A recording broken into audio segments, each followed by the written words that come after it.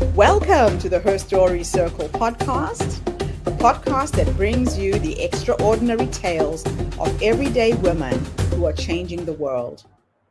I'm your host, Gertrude Mache, and I'd like to acknowledge traditional custodians of the land on which we meet today. I also like to pay my respects to elders, past, present, and emerging. Every week, we dive into the lives, challenges, and triumphs of women from all four corners of the globe. We're here to inspire, enlighten, and connect, sharing stories that uplift and empower. So grab a cup of coffee, settle in, and join us as we explore the incredible journeys of women shaping our future. This is Her Story, where every woman's voice matters. Hello, everybody, and welcome back to the Her Story Circle. This is Gertrude Mache here in beautiful Melbourne, Australia. And today I am graced with the presence of yet another fascinating woman. Welcome, welcome, welcome to our tribe. Please tell everybody your full name, where you're based, and share your story with us today.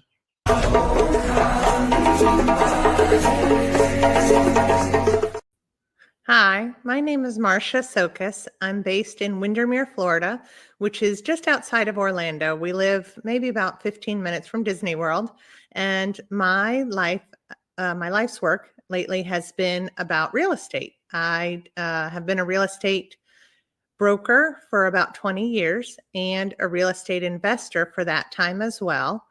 And I would say that my passion has gone from helping people to purchase real estate and getting the best deals on real estate and negotiating as best they can to now really becoming an investor. I've invested in and renovated over 100 properties at this point, and I have changed my life and the life of my family and my children. And now I'm really dedicated to passing on that information to others, especially to other women or other parents who really want to change the life of their children.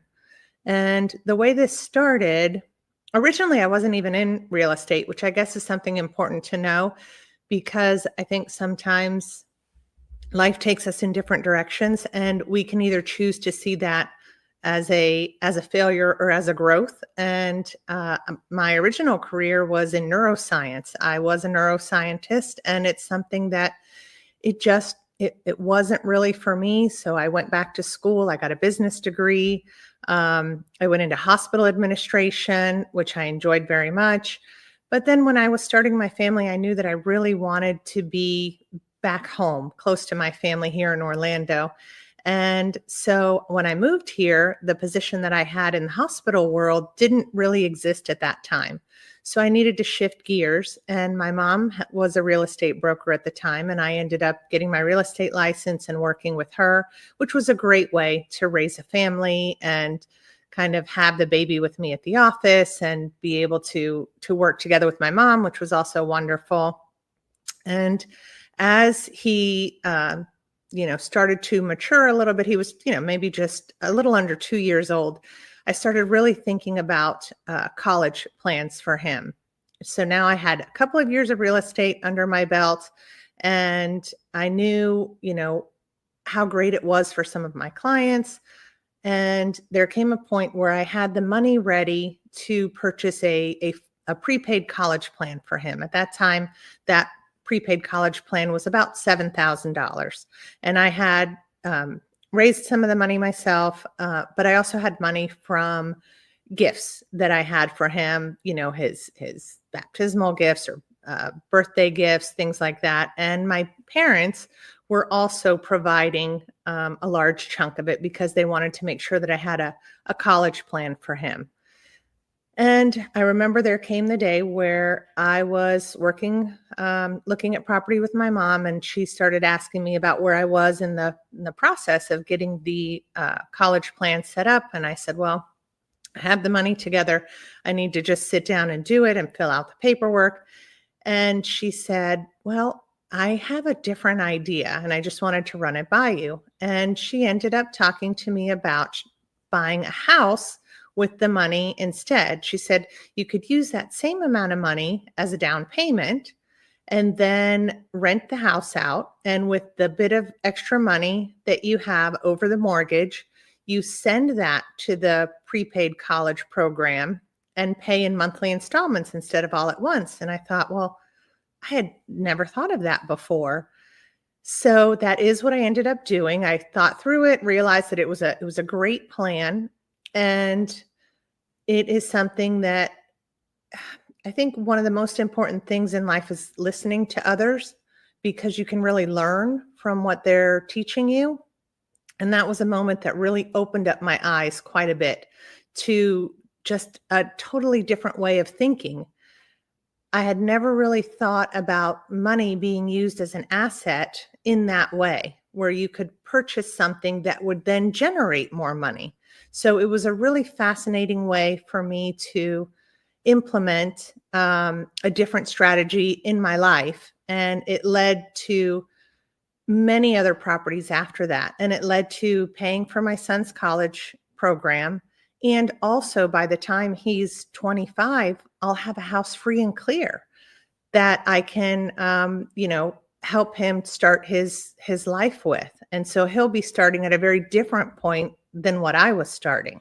So I think for me, the most important thing out of that interaction was that my mind was opened. And I think that happens sometimes when we learn something new or hear a new perspective or just think about things in a different way, and that kind of information is shared with us. It's kind of like once your mind is open, it can't be closed again. You always will have an additional way of thinking or of looking at a problem or of tackling an obstacle or something ahead of you. And I think that interaction with my mom really did that for me. It really opened up my mind to say, well, money isn't just to solve this one immediate problem or need that I have.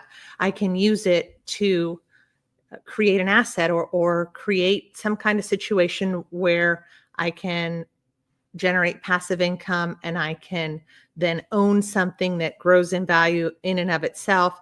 And it just makes the whole thing bigger and it becomes so much better.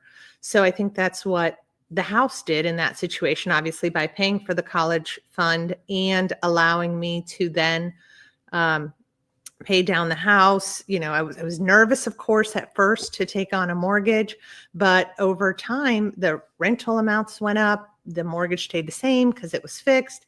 And so I was able to send more money into the mortgage, and, little by little, the house was paying itself off. And so that's why at the end of about 25 years, I'll be able to have the house owned outright. And that's a huge game changer for anyone.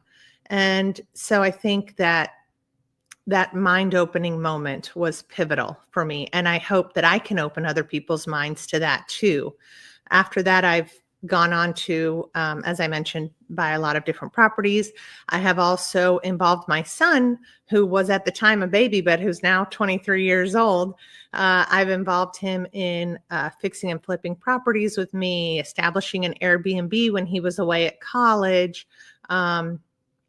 We've invested in properties long term. So it's been a really amazing way to not only change our financial future for the family, but also to bond with someone who's younger and of a different generation, and really to feel like I have changed his life and his future for the better. So I think it has been wonderful. And now I want to share that with others. In the course of doing this kind of work, I have done renovation work myself. Women can do it. I'm over 50 and I don't have a history of as being a contractor or anything like that, but I can, feel comfortable if I'm installing, a little bit of tile somewhere. I can create a tile backsplash. I can, renovate a room to a certain extent. There's certain things, you might never want to deal with, like electricity or something.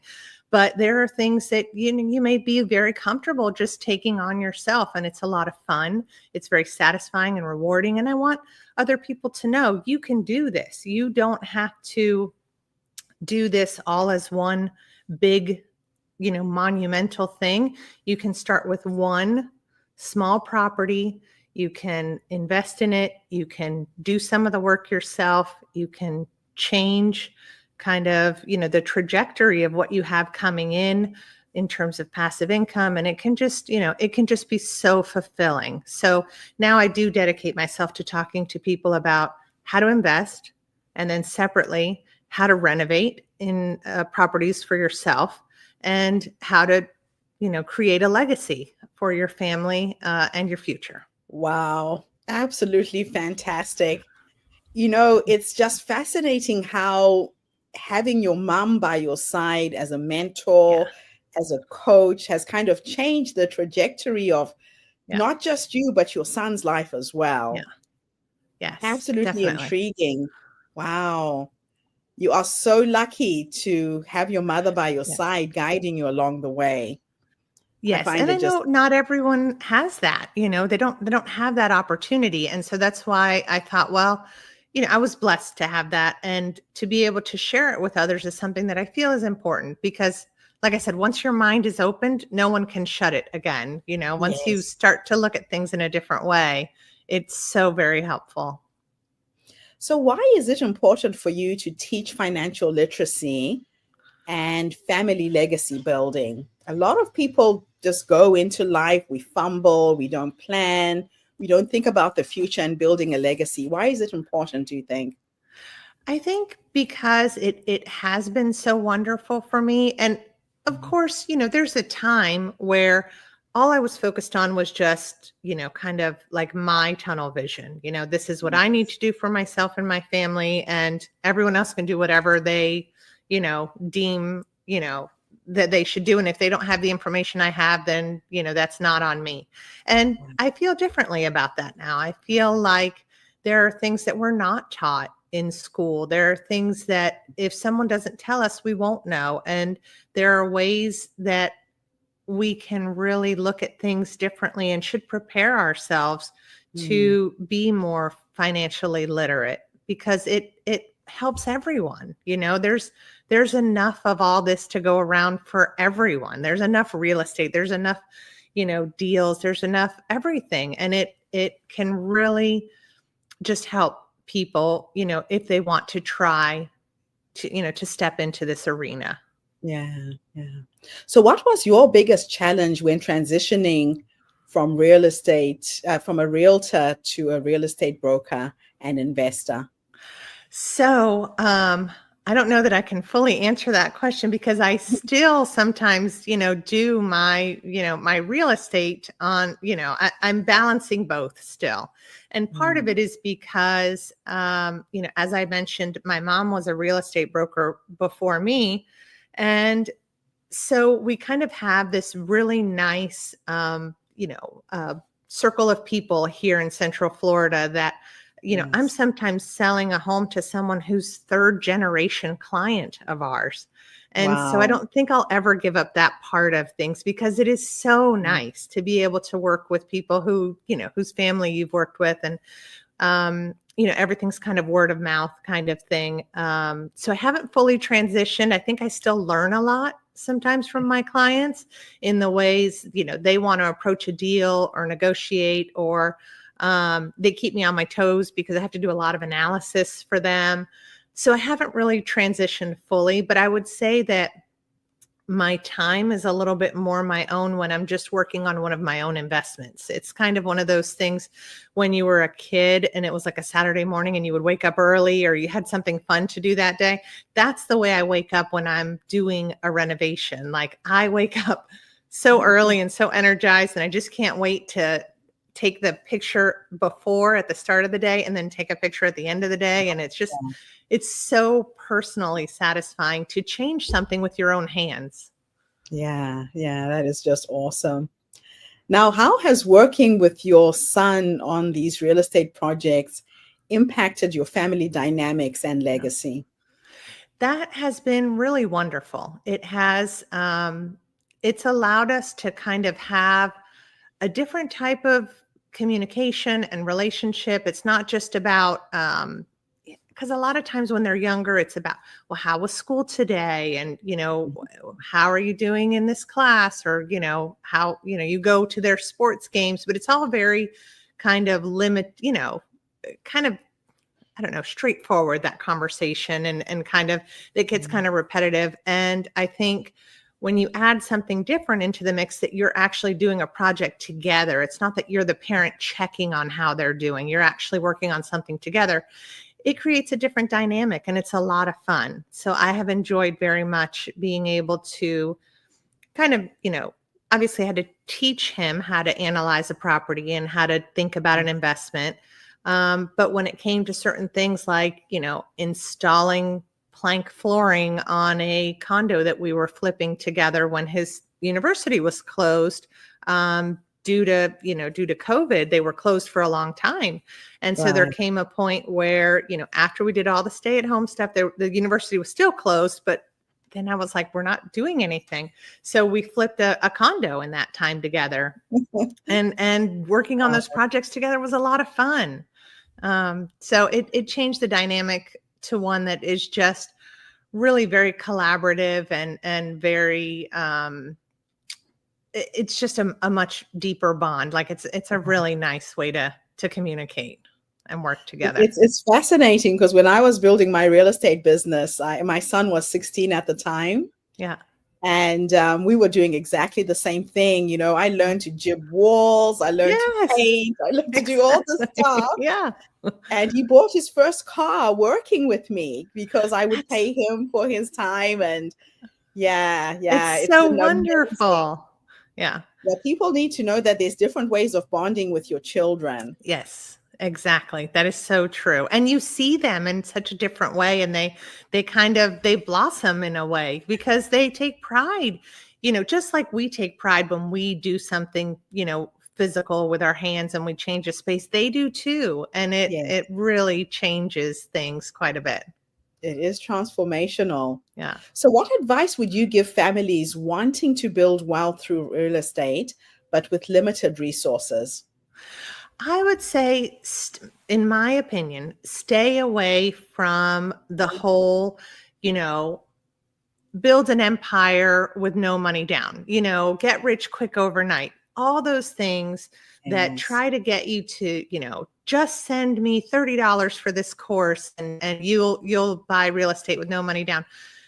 Don't put your energies into that. I would say really, be cautious with what you want to do. Start with small, segment, small bite-sized pieces will get you to the whole meal. You just have to start small and think, is there something that I can save up for that will allow me to just start getting into this market? And it might be a small condo. As long as the HOA and condo fees are not too high, then the barrier to entry there might be less, and you don't have to worry about things like roof repairs or exterior repairs. You've kind of eliminated some of the risk, and you've minimized kind of the amount you need to get started. And you get a tenant in there. You just make sure that you are covering the mortgage, and just little by little start building. Don't think that you're going to to buy an apartment complex next year, because it's just not Doesn't work likely. like And that. there's no reason to put that pressure on yourself either. Yeah, that is so, so true. It's just knowing how to navigate the space, see where your limitations are, and go for it. Yeah. So, how do you balance the practice aspects of investing with teaching your kids financial independence? I think that I kind of, the great thing about real estate is that it is changing all the time. In terms Yes. of how you can utilize it in your life is also changing. So, as I mentioned, when my son was in college, we purchased a property where he was going to school, and then we turned it into an Airbnb on big game day weekends. So that was a new experience, which was wonderful. Now he's older. He's just purchased his first property, which was a bank-owned foreclosure. Needs a lot of work, but what he's going to do is he's going to move in there with some friends of his, lifelong friends of his, and they will offset. They're going to pay him some rent because they're all going to be roommates together, and that'll offset the mortgage. So Yes. that's called house hacking, even though, it seems like to me, that's kind of a funny term. But, so it's like, okay, we did Airbnb, we did a flip, we did a long-term rental. Now it's house hacking. And the other thing he's going to do is here, we have a benefit that if you live in a property as your primary residence for 2 years, then the gain you have on that property when you sell it is tax-free up to an amount of $250,000, which is plenty. Okay. So the goal is he's going to live with roommates. They're going to help pay the mortgage. And in 2 years, he's going to sell. He'll have, the gains that he can hopefully make during that time, because as I said, it's a bank-owned foreclosure, so it needs a lot of work. So he's got to work on it quite a bit over the next 2 years. And then he'll be able to, take those funds. And then he needs to establish, where he wants to go and have his, future home and everything like that. But I think that is kind of another interesting part of it, and how you kind of keep utilizing the educational part with your kids, with what's really going on with their life, and kind of balance that is by saying, okay, now you're moving to a different stage. Here's a different lesson that can help you. And here's a different way of investing that can help you. And so it does evolve and change, and you do kind of balance the moment with the opportunity and figure out what works best together. So what has been the most rewarding part of empowering other families to take charge of their financial futures? I think, to me, when I'm speaking to somebody about this, and you can see, sometimes when you say something to someone, you can see in their eyes, there's a light in their eyes that changes when they kind of get it Yes. and say like, oh, I didn't think of that. And then you can see that, okay, something's changed in you right now that is a wonderful thing. You've just thought about something in a way you never thought about it before. And it can, what you do with that is really up to you. You can just Yeah. see, a different way of doing things. So I think, to me, that's the most satisfying, because obviously I don't know that I'll be around when someone invests now. I don't know that I'll be around in 20 years to be like, well, how'd that go? I Yes. think it will go wonderfully for them, but the moment I see is the moment now, the moment where it's like a light bulb going off. Yeah, it's almost like you're planting a tree and you'll never sit under the shade, but Right. the tree, the seed has been planted and it's there, right? Yes, that's a great way to put it. I love it. So, can you share some of the key strategies in your book that's entitled Building Wealth, a DIY guide to investing, rehab projects, and legacy planning for your college-bound child? I think the first major part of the book just kind of goes through this change in mindset. You have to look at money a different way than what you have traditionally looked at it as.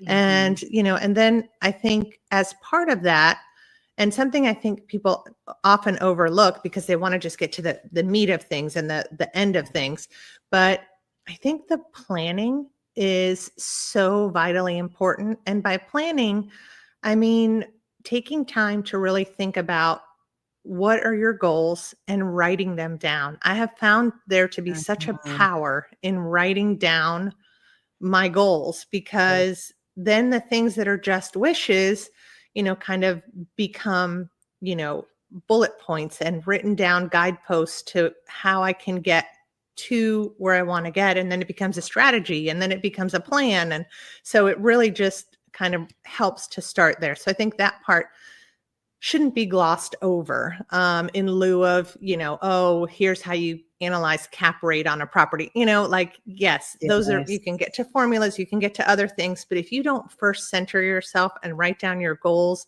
and try to figure out what's the best way to reach them, even if you're not 100% sure how to put it all into words right up front, but if you can get some of the ideas in there of what you want to do, do you want to deal with tenants? Do you not want to deal with tenants? Do you Yes.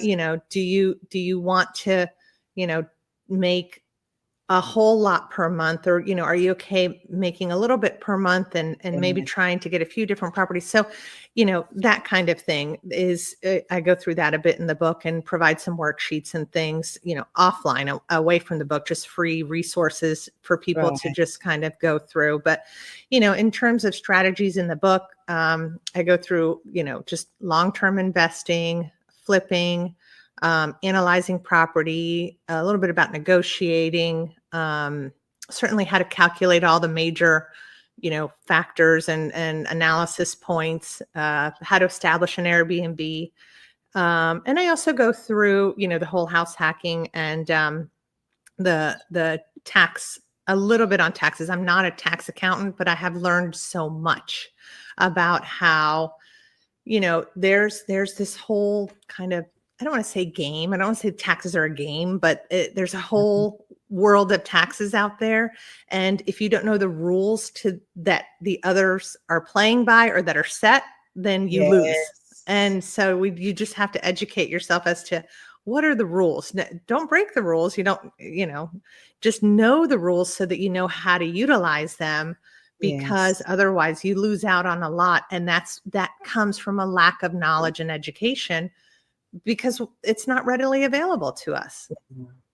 Yeah, and they also say, when you're talking about the goal setting, Yeah. that if you set a ship on a course without a destination, would it ever get there?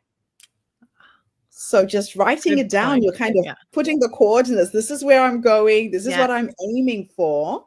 Something as simple as just writing it down Yeah. transforms the whole thing. It does. It I does. absolutely love, love, love what you're doing. Thank you. So, how do you help people overcome the fears around DIY renovations and managing investments? Um, you know, it's easy to say, "Oh, just do it." But the thing is, I think the way you overcome the fear is to start, again, start small, take steps. Yes. And because you're not afraid of a baby step, right? You're not afraid of painting one wall. And so your DIY journey can kind of start just with that. Mine started because I was counting on handymen to come do, some things Anything. in a property, and then they just wouldn't show up. And I Yes. got tired of them not showing up. And then I was waiting and waiting. And then I was like, well, you know what? I could I might as maybe well do do this. it. Yeah. And I started doing it. And then there came a point, I have an area of my kitchen where, like, behind the stove, it had this beige tile.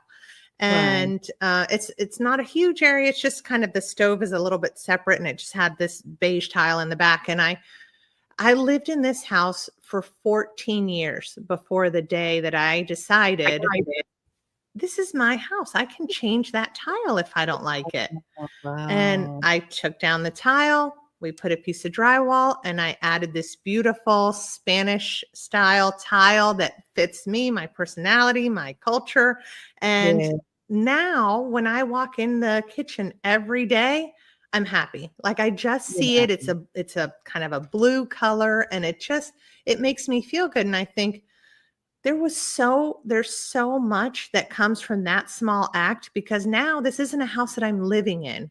This is a Yeah. house that's mine. I've put my ideas into this. I've put my work into this. And so I think if people think about even an example as small as that, I know tile sometimes sounds intimidating, but it's really not.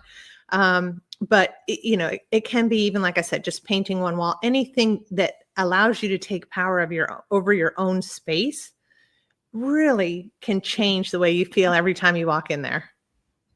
It's so Mhm. true. Yeah. And it's interesting how it's almost like you needed permission to change a Yeah. tile in your own house, right? It's like it never occurred to me that I was allowed to do this. Oh, I Yeah. love it. And now you've created a space that is uniquely yours. You are Yeah. seeing the things that lift you up. Oh, I just love Yeah. your work. Thank you. Now, her story is all about women, right? Yes. Yes. How does financial empowerment impact women uniquely based on your experience and insights?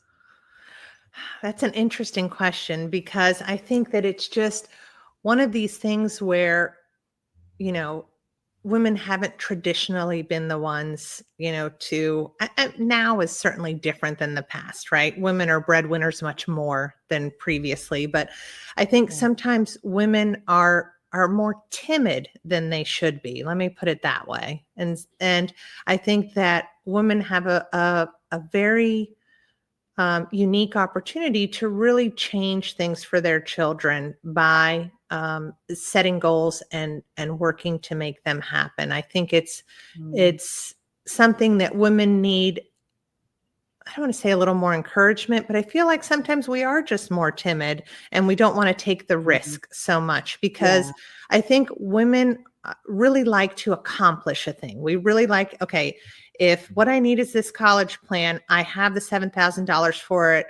Boom, I'm putting it down. I'm done. I've done what I was supposed to do. That's a checklist item finished. We like to accomplish what we set out to do. And especially, if it's a goal for us. But Yes. sometimes being able to kind of step back and say, what can I utilize to make this bigger, to make this more than what it is, rather than just complete the task? Because I Yeah. think we all multitask so much in our lives that we just want to get the things done. But if Mhm. we take a minute to True. step back and say, I can do something more with this. I can make it bigger. I can make it greater. I can,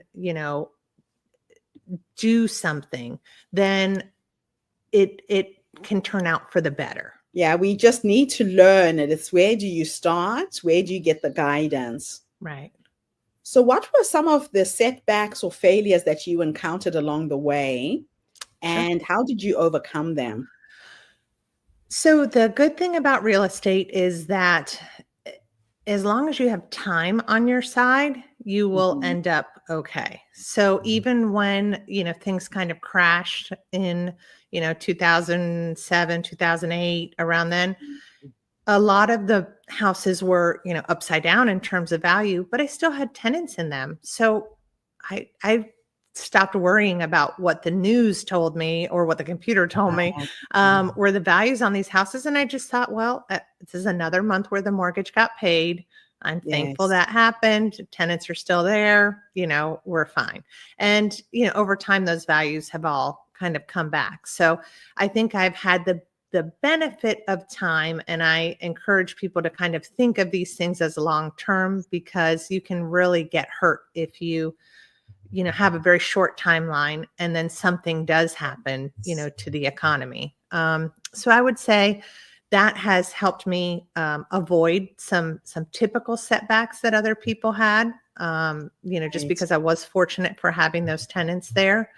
I Yes. would say not every deal I've made is knocking it out of the park, but Right.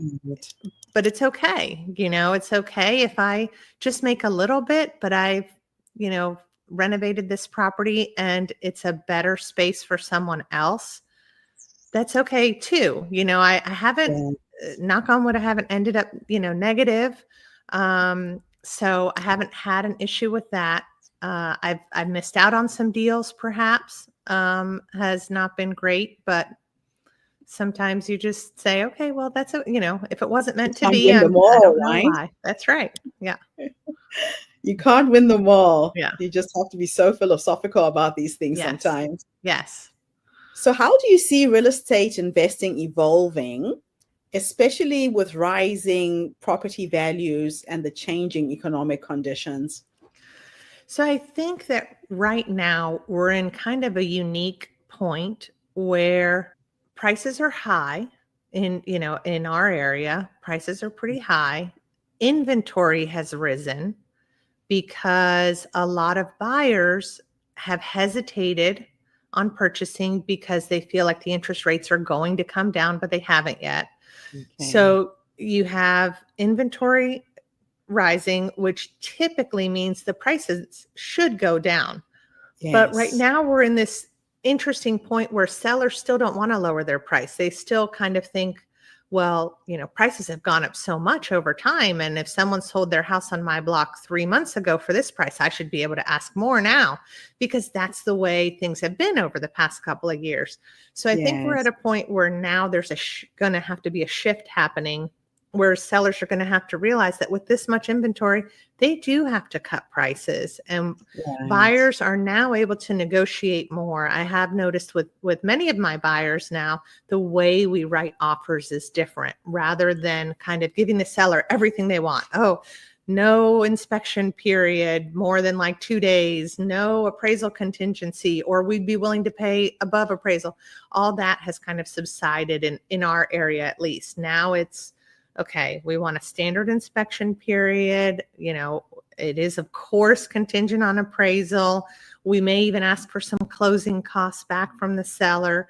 So I Yes. feel like there's a change happening in that. And it'll be Yeah. interesting to see kind of how things evolve with interest rates right now, to see, how that might change things.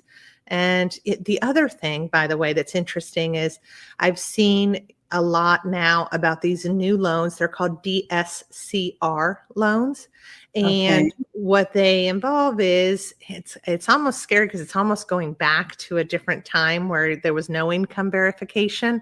It is kind of that kind of loan where you can buy a rental property and they just look at the debt service coverage ratio. They just want to make sure that the that the rent is Okay. covering the mortgage, and they're not looking at the financial strength of the borrower.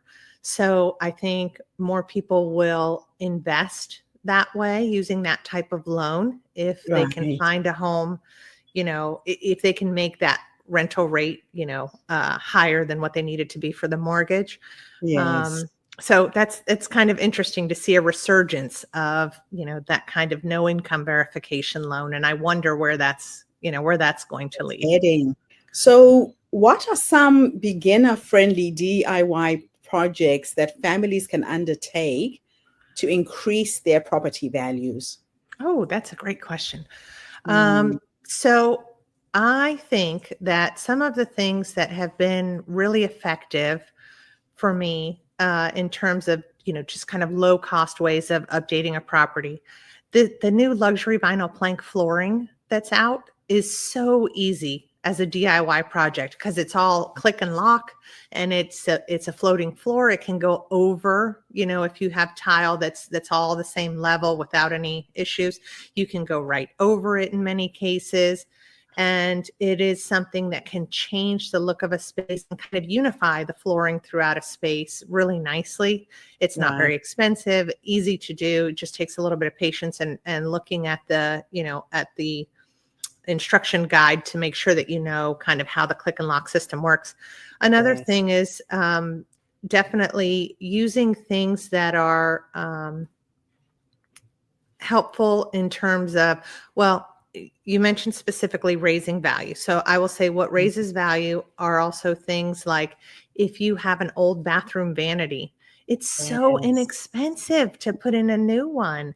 And Yeah. it's really not that difficult. The fixtures in the bathroom, a lot of times we have those very old, like shower head and things like that.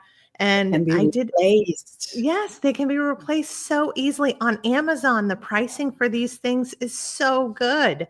Right. There's a huge, 20-inch rainfall shower head, and you can get it, for like $30 online. And it Wow. changes the whole look of the bathroom and the whole feel of it too. And I was worried about, I thought, oh, that's plumbing. I don't think I can do that. And then I did a video on, here's how you do it. And it turns out it's not so difficult. You just remove this little this thing off, and then there's a screw inside and you take it off. And it's everything, when it's broken down into its smaller pieces, is so much easier. And Yes. one last thing on that it has been very helpful for raising property values is kitchen cabinets. Rather than take on this whole world of, oh, I'm going to remove all the kitchen cabinets and spend thousands of dollars on a new, totally new kitchen, Kitchen. sometimes the boxes are good. They're in good condition. Just the And doors need to be redone. just change the cabinet doors, the faces. You can buy those independently at the hardware store, or IKEA sometimes has great ones too. And you just change that. And, and you can paint the box, and then, Yes. because most of what you see is really the cabinet face, the front, and so that has been a big money saver and room changer in the DIY parts of what I do. I love the examples you're giving are so simple and so basic, but yet doable. Yes. Very, very doable. So what role does social media and your online presence play in educating and inspiring new investors? So I am working hard on trying to, be better at documenting, the properties that we're flipping, and especially showing videos of, here's how you do it. Here's me getting on a ladder, painting these cabinets, and here's, a time lapse showing in 2 minutes how this kitchen transformed. And that's been a lot of fun. But it's more difficult than you think. Like, easy probably for kids, but the difficult part's not the DIY part. The difficult part is the filming part. I have to keep moving this little tripod around and figuring out, like, am I in the screen? So I had one video I did about how to convert just a regular flat panel door, how to convert it into a barn door. Just as a DIY project, just using some pieces of wood and some hardware. And that ended up getting, I think, 2.8 million views on social media. But it wasn't all just because, what a great project this is. A lot of people did love the project, but many people went on there to comment that I had the music too loud in the background because I didn't know how to set the volume level on TikTok.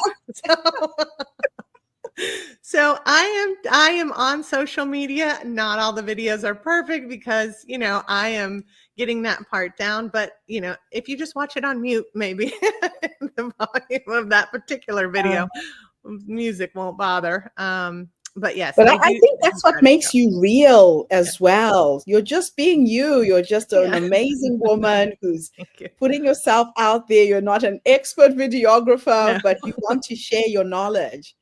And I think that's what people kind of buy into, that authenticity. Oh my goodness, I could talk to you forever because this is a passion subject for me. Like I told you earlier, I built my property business here in New Zealand from nothing when I moved 25 years ago. So just hearing you share this is so inspiring, Marcia. Thank you for what you're doing. Thank you. And thank you for sharing your story with our community. Absolutely inspiring. Thank you so much. I have loved being here and chatting with you. It has been wonderful. And thank you to everybody who's tuned in today. The Her Story Circle is a social impact movement. We bring you the voices and stories of women from all over the world to uplift you, inspire you, energize you, but most importantly, to take you from where you are now to where you're trying to go. So tune in again tomorrow when I interview yet another amazing guest. In the meantime, have a fantastic day, morning, or evening, wherever you are in the world, and bye. Thank you for tuning into the Her Story Circle podcast. I hope today's story has inspired you to believe in the power of our stories and the difference you can make in the world when you use your voice. I'm Gertrude Mache, and it's been an honor to share this space with you, where voices from all walks of life come together to weave a rich tapestry of diverse perspectives. Don't forget to subscribe, rate, and review our podcast to help us share these stories with more listeners. Follow us on social media by looking for the Her Story Circle podcast for more updates, and join us tomorrow for another episode filled with courage, resilience, and empowerment. Remember, your story matters, and together we're building a stronger, more inclusive world. Until next time, keep making her story.